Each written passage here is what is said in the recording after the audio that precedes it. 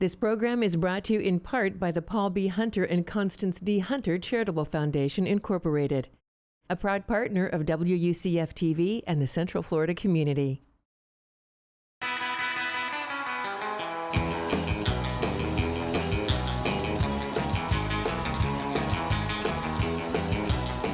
Welcome to a journey through history. This is Central Florida Road Trip. Welcome to this episode of Central Florida Road Trip. I'm your host, Dr. Phil Hoffman. In this episode, we're going to make a stop in Orange County in the city of Eatonville, a town that proudly bills itself as one of the United States' first self-governing all-black municipalities. Then we're going to make a stop in Maitland because the two communities share a very common bond.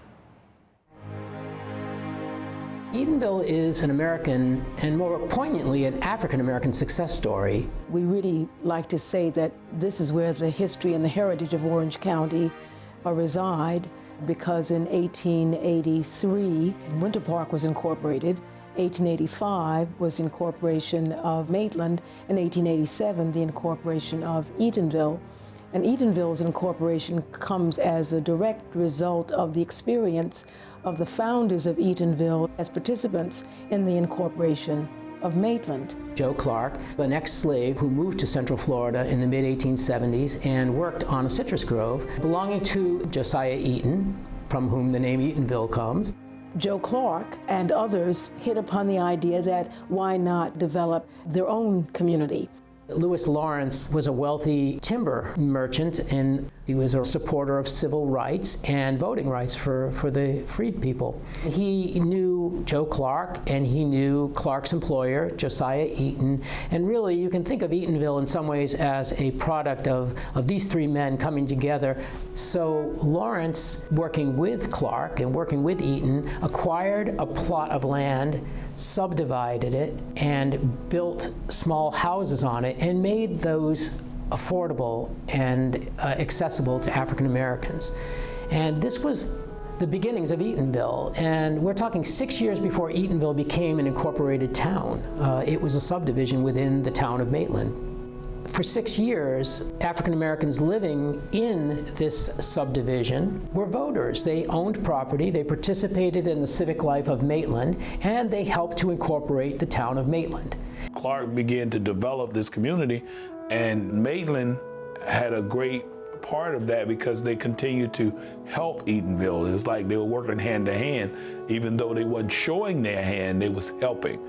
Ironically, it was protected by the rules of segregation. The properties in their deeds stated that they could not be sold to anyone but a member of the colored race. Even if individuals chose to sell, that the community, the black community, would remain intact. Lewis Lawrence, who was really the patron saint of Eatonville, really believed that for this town to be complete, it needed a church. And so he built a church and donated it to the town. And the town, in turn, honored him by naming it St. Lawrence. When we talk about the foundations of Eatonville, we talk about religion, faith in God, family, education, and civic pride. And the Hungerford School was established basically within, I think, 2 to 3 years after the founding of the towns. For a time, the Hungerford School was, I believe, larger than the town itself. What it did was it connected Eatonville to the black communities all around Eatonville. Eatonville was not an island unto itself. It was connected. It was connected through the churches, it was connected through Hungerford, and connected through other social networks. When I grew up in Eatonville, everyone was family. We all did everything together. We went to church together, we went to work together, went to school together. Eatonville's come a long way. It's still got a long ways to go, but I've enjoyed coming up during that time. I always remember where I came from. Always, never forget that. The special part about Eatonville is that it's something that African Americans can call their own. Whatever culture that you have, you want to preserve that and hold on to those traditions and cultures that you have. And that's what we want to do in the town of Eatonville, is to hold on to our culture and remember where we come from and remember how we got where we are. I think that's one of the great lessons of Eatonville, is this intense commitment to preserving the history and culture of that place. As I come into Eatonville off 1792 and I look at this wall that's there between Eatonville and Maitland, and I think about back when Eatonville was started, that someone on the other side of that wall saw something that could be on this side of the wall. I think that's a lesson to take outside the walls.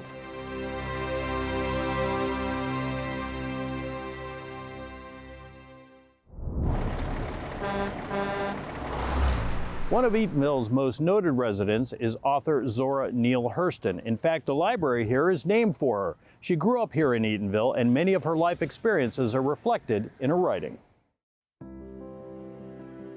In terms of historic preservation, Zora Neale Hurston saved the town of Eatonville. We say that Zora Neale Hurston and the town of Eatonville are two sides of the same hand. Eatonville is so much a part of her cultural and literary narrative. At one point, she was the most prolific and well-read African-American woman of her time. A lot of times I hear a question, what does Zora mean to Eatonville? I think if she was here, she would say, what do Eatonville mean to Zora? I think it was a mutual thing that just came out to be something great. Her father took the family to Eatonville when Hurston was about 1 or 2 years old. She had been born in Notasulga, Alabama, which was still part of the Old South. And so Eatonville represented the New South and an up-and-coming frontier land, which Florida was at the time. And Hurston just really absorbed all of the wonderful things about Central Florida. The landscape, the plants, the animals, everything appears in her work. You can actually go to the Eatonville Cemetery and find the names of people who appear in her books. I think Eatonville 100% shaped her writing. I mean, you get this woman, this little girl who grows up in a town that's an all-black township. And the people who held power, the people who told the best stories on the porch, these were all African-American people. She was blessed to be in an all-black town where all the leaders and everyone in town was black. And so this gave her a good sense of self, which she carried with her the rest of her life. She just would not give up. And that kind of persistence resonates with people. I think that people in Eatonville embrace Zora Neale Hurston. She is definitely a global icon. If you think about the history of Eatonville, there really are three major figures in bringing it to wide public consciousness. The first is Joe Clark, one of the founders. The second is Booker T. Washington. And then Zora Neale Hurston. I mean, she's an incredible story. I don't think she had a sense of limitation. She's really raw. She's different from everybody else. She's really very interesting. She does not grow old. It was wonderful to be around Zora because she taught you how to speak correct English. Zora was a wonderful person. The Mosley House was the home of Jim and Matilda Mosley. And Matilda, or Miss Tilly, was a friend of Zora Neale Hurston. And when Zora would come back to Eatonville, she would often stay here at this house. And a lot of her stories and her writings are based in Eatonville and on characters and people that she knew. Eatonville, because of Zora Neale Hurston, has a national persona and an international resonance. And that means that Eatonville, literally, it's known as a destination because of that wonderful ability of her to tell a story. I get in Illinois, I'm going to spread the news about the Florida boys. Shove it over, hey, hey, hey, can't you line it? Oh, shack-a-lack-a-lack-a-lack-a-lack-a-lack, can't you move it? Hey, hey, can't you try? When I interviewed the women who knew her, they gave me a sense of family, that she was part of the family and people hung together and through thick and thin. And so they were very proud of her and her achievements. She wrote Their Eyes Are Watching God very quickly, in about 6 to 8 months, as I recollect. And she wrote it after a romantic experience with a younger man. I just think on so many levels that work can appeal to many, many different people. Just the language itself, the vernacular. She presented a multifaceted, multicultural portrait of the African American experience. And I think this is, one of her unique contributions. She really wanted people to know what an amazing and valuable and vibrant culture she came from, and I think she did that. The stories I hear more now is the impact of her living here. But once you say Zora, they know. If they're from Montana or if they're from Chicago, they say Zora Neale Hurston. So that excites me just to know that the name has that much power to it.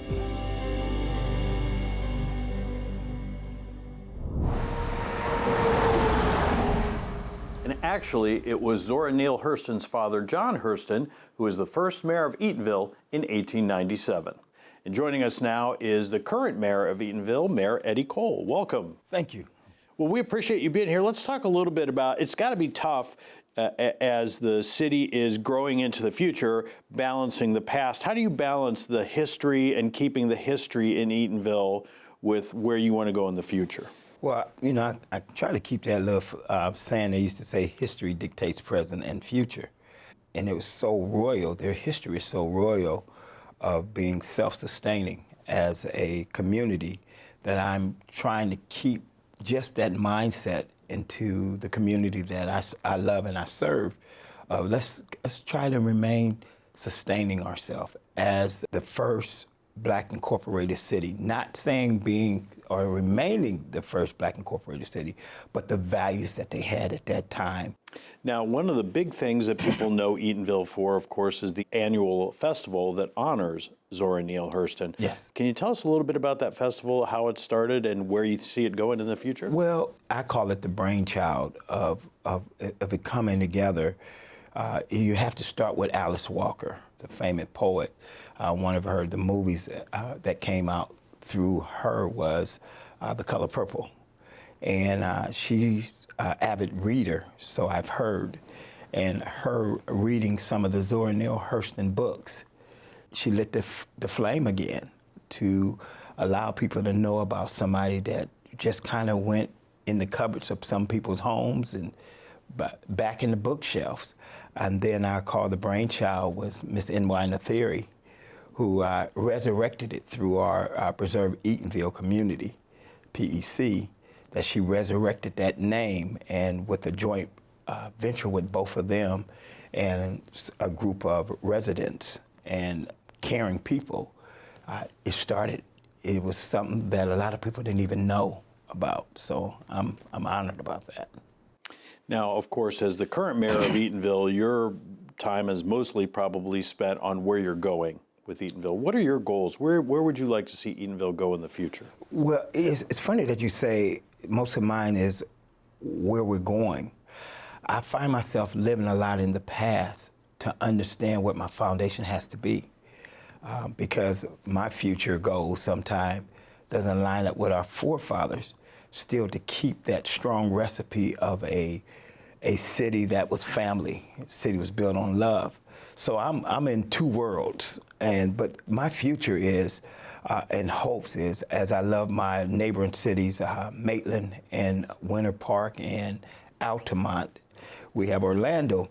I prefer sometime just walking across the street from Town Hall and having dinner, or seeing a great movie, or walking on a nature trail, and hopefully with some land that was the community's coming back to the town, over 100 acres of land.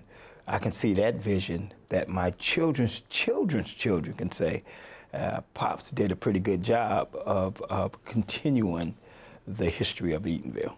Well, Mayor Cole, thank you for joining us today on Road Trip. We appreciate it. Yes. And that is a little bit more history and future of Eatonville. Yes. Here's a Central Florida Road Trip fast fact for you music fans. Eatonville may be a historic town for us here in Central Florida, but it is also the title of a song by indie rockers, The Samples. It was written by Andy Shelton after he read the book, Their Eyes Were Watching God. Now let's see what our favorite history devotee, Don Price, has uncovered for this week's artifact. Thanks, Phil. I'm here at the Orange County Regional History Center with Chief Curator Pamela Schwartz, and we have an artifact here that's from the Eatonville-Maitland area, and it's very unique. Can you tell us a little bit about it? So it's a little strange sometimes, the one artifact we come to have to tell a story, but this is a sprayer, and this was actually purportedly belonged to G.H. Packwood. So George Horatio Packwood came to this area in the 1870s. His family was originally from New York, but they sort of came via way of Louisiana, and he actually had the first land deed in Maitland in 1873, so is considered essentially one of the founders of the area. There was actually three Packwood brothers, Richard, Francis, and George, and two of them were in Citrus, though Francis didn't live immediately in Orlando. Richard had a shoe store in Orlando, whereas George, who owned this sprayer supposedly, was the landholder in Maitland, and he had citrus groves. And so it's a sort of would seem like a random thing, but it is attached to his trade and a place and time. It's an artifact that sort of shows the story of the types of utilitarian objects a person might have had. So there's the story of this item and how it gets used, and then there's the story of the people who use it. So George and his two brothers are really interesting. They all lived very different lives, but there was actually a series of murders, and there were some accounts, and there was a really interesting set of articles in the 1990s that was trying to figure out, there was this vague account about how Mr. Packwood was murdered. And they tried to figure out, well, which Mr. Packwood? There's several Mr. Packwoods. Right. And they did this series of 3 articles talking about trying to essentially debunk each person. And George Packwood actually only lived here for about 10 years. Like I said, he was one of those original people, sort of helped in the formative stages of Maitland. But by 1883, he had moved into Tampa and had gone into the real estate business there and lived out to be a very old man. And so we know he was not the Mr. Packwood in those stories, but it's different parts of the puzzle you start to put together. But it took a little genealogy work to figure out which brother was which. And so this is just sort of a interesting utilitarian artifact we have. Do you think it was used in his groves at all, or? That would be our assumption. There's a thing we call provenance, which is sort of the history of the artifact. And sometimes we have better provenance. Sometimes people can come in and say, I bought this here, I used it for this, this is why I'm bringing it to you. In some cases they say, oh, this belonged to George Packwood, and we're like, okay. All right, so sometimes there's more information than others, but that's sort of one of those assumptions a historian might try to make, yes. Awesome. Thanks again, Pam, for sharing this information with us.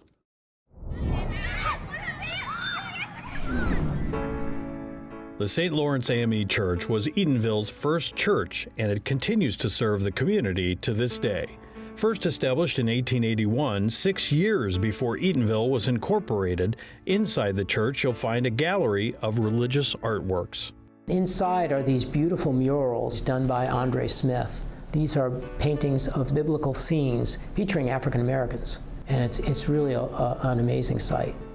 The series of artwork that Andre created that are in the church in Eatonville, what were unusual about them was that they were the entire Holy Family and biblical characters as African Americans, which, as one can imagine, even for that time period was a bit unusual. But they are considered masterpieces of Andre's work as he tried to embrace all cultures and all peoples.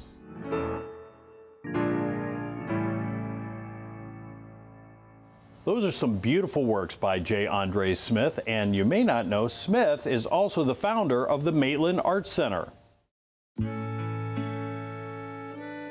The origins of the Maitland Art Center was originally known as the Research Studio.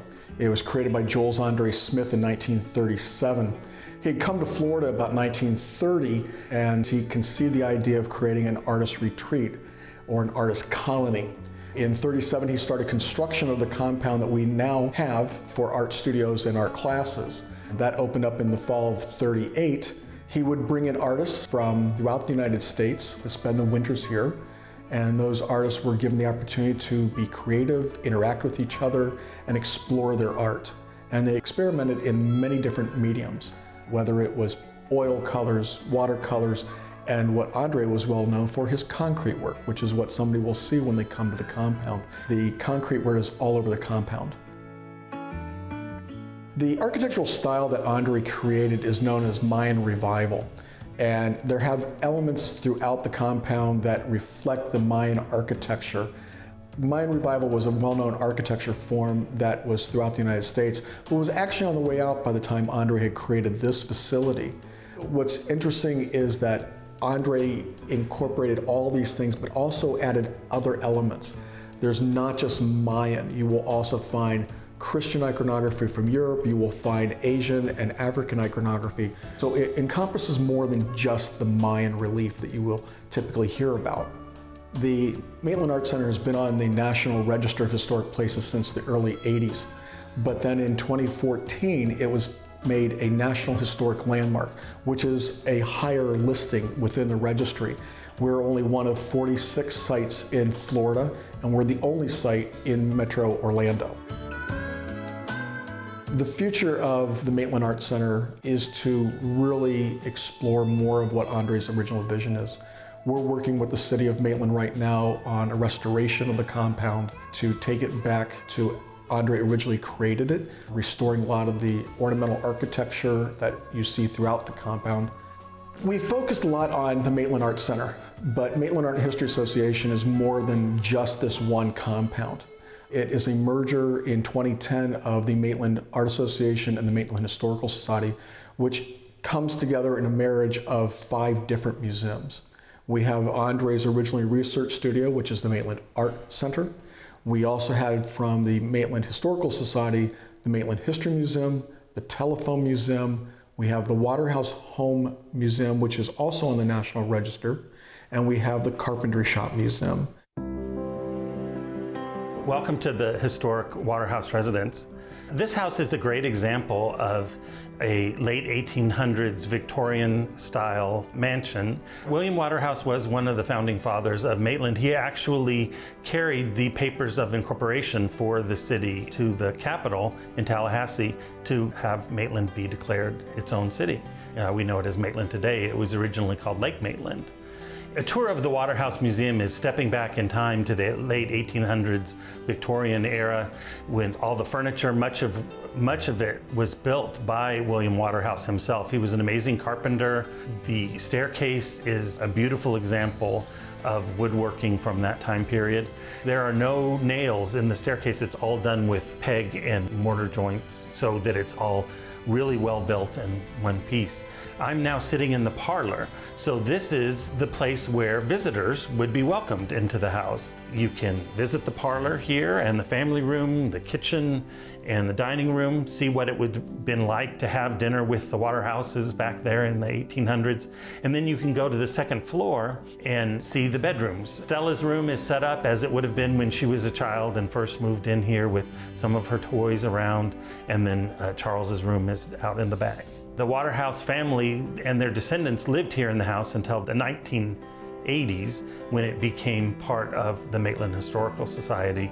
The Carpenter Shop Museum, that's just beside the Waterhouse, is where William Waterhouse would do all of his work from. So can you imagine trying to build an entire house, a 2.5-story Victorian 1800s house, completely with hand tools? Right now we're down at Lake Lily and where the Waterhouse and the Carpenter Shop are. At the main campus over on Packwood, we have a whole bunch of experiences for you. We have the art gallery and the museum there. We also have the Maitland History Museum, which has changing exhibitions. So 3 times a year we change out the exhibitions in there, and all different topics that are based in Maitland history. Right behind the History Museum is the Telephone Museum, and we've just undergone an incredible renovation of the Telephone Museum that dates back to the 1980s. Right after the closing of Winter Park Telephone Company, it was established as the Telephone Museum. We have a lot of great outdoor areas, so it's not just in the exhibits, but also the grounds themselves. From the original main courtyard that's over by the residence to across the street, we have the Mayan courtyard and the chapel that are open to the public to view as well. And they're great examples of Mayan revival architecture from the 1920s and 1930s. That was actually built in the late 1930s and early 40s, but the style became popular in the 1920s.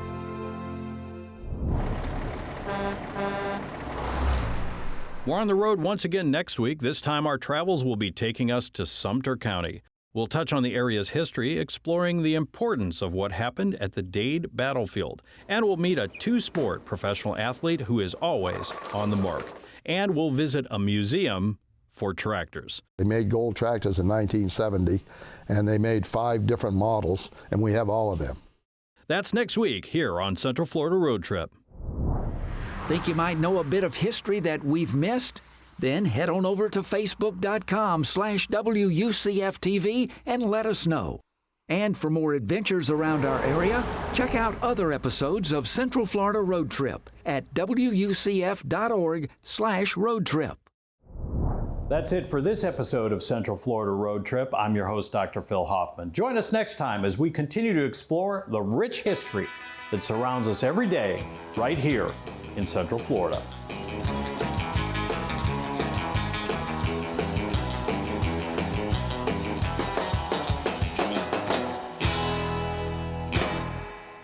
This program is brought to you in part by the Paul B. Hunter and Constance D. Hunter Charitable Foundation, Incorporated, a proud partner of WUCF-TV and the Central Florida community.